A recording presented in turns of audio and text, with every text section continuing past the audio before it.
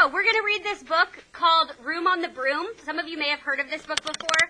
I thought it had kind of like a good vibe for this spooky season. I don't want to compete with you, so if you would like to continue talking, find somewhere else to do it.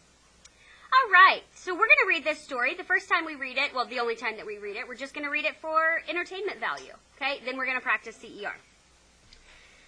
The witch had a cat and a hat that was black, and long ginger hair in a braid down her back. How the cat purred and how the witch grinned as they sat on their broomstick and flew through the wind. But how the witch wailed and how the cat spat. When the wind blew so wildly, it blew off the hat. Down, cried the witch, and they flew to the ground. They searched for the hat, but no hat could be found. Then out of the bushes, on thundering paws, there bounded a dog with the hat in his jaws. He dropped it politely, then eagerly said, as the witch pulled the hat firmly down on her head, I am a dog, as keen as can be. Is there room on the broom for a dog like me? Yes, cried the witch, and the dog clambered on.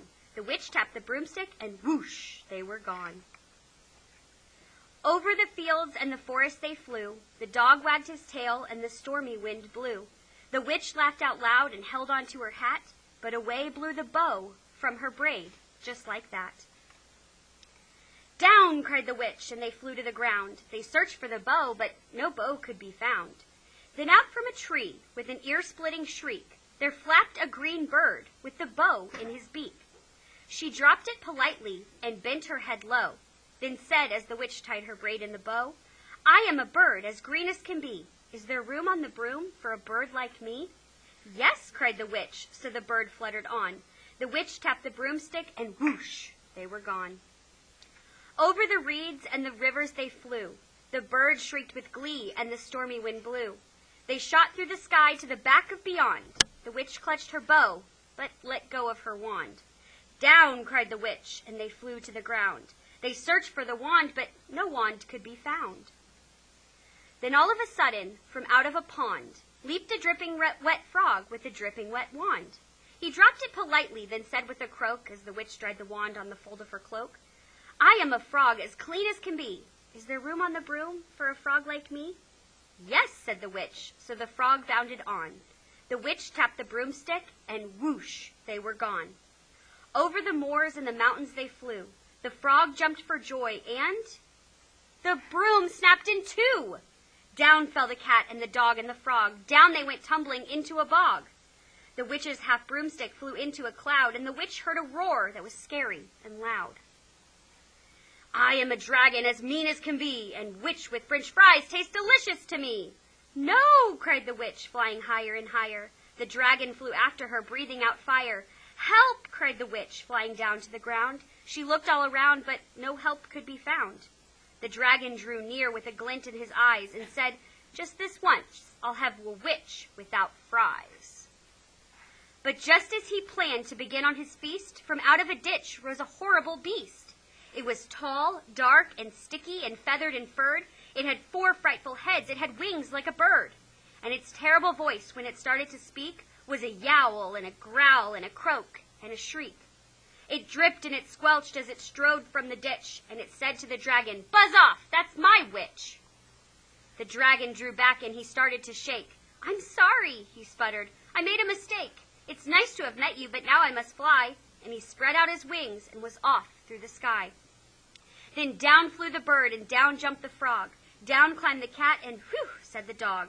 And thank you, oh thank you, the grateful witch cried. Without you, I'd be in that dragon's inside. Then she filled up her cauldron and said with a grin, Find something, everyone, throw something in. As the frog found a lily, and the cat found a cone, the bird found a twig, and the dog found a bone. They threw them all in, and the witch stirred them well. And while she was stirring, she muttered a spell. Iggity, ziggity, zaggity, zoom! Then out rose a truly magnificent broom, with seats for the witch and the cat and the dog, a nest for the bird and a pool for the frog. Yes, cried the witch, and they all clambered on. The witch tapped the broomstick, and whoosh, they were gone. Isn't that such a nice story? So great. Okay, so I'm going to pass around the highlighter, or not the highlighters, the markers and the erasers. Please save whoever does your laundry and don't use your sleeve as an eraser, okay? Please do not use your sleeve as an eraser. If you have a dry erase marker physically in your possession this second, you may get it out. I'm not sending anybody to their lockers or anything like that, though, okay? So, I'm going to... Okay, we're going to be doing this step by step, and you need to be listening to what I'm saying very clearly, because I'm only going to be asking you for an individual thing, one at a time. Don't do too much, because I'm only asking for one thing at a time, okay? This is the question that we are going to use CER to answer. This is a constructed response question.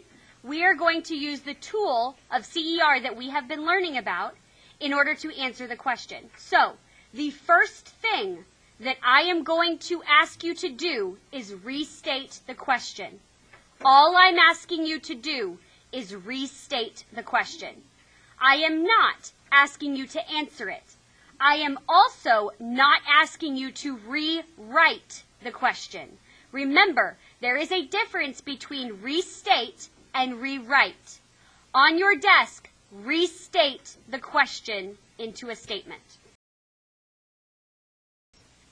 You should have something that says, the witch lost her bow because of blank. Now, not everybody's going to have that exact same verbiage, but it should be something along those lines. The witch lost her bow because of blank. Or you could say, the cause of the witch losing her bow was blank. Okay? Now I want you to answer the question. It should be one sentence. The cause of the witch losing her bow was blank. You have now written your claim. Your claim should say, the cause of the witch losing her bow was the wind. Okay? That should be your claim. That's your first sentence of your CER. The cause of the witch losing her bow was the wind. Now we are ready to start our second sentence. What does the E stand for? Evidence. Very good. Okay? Evidence.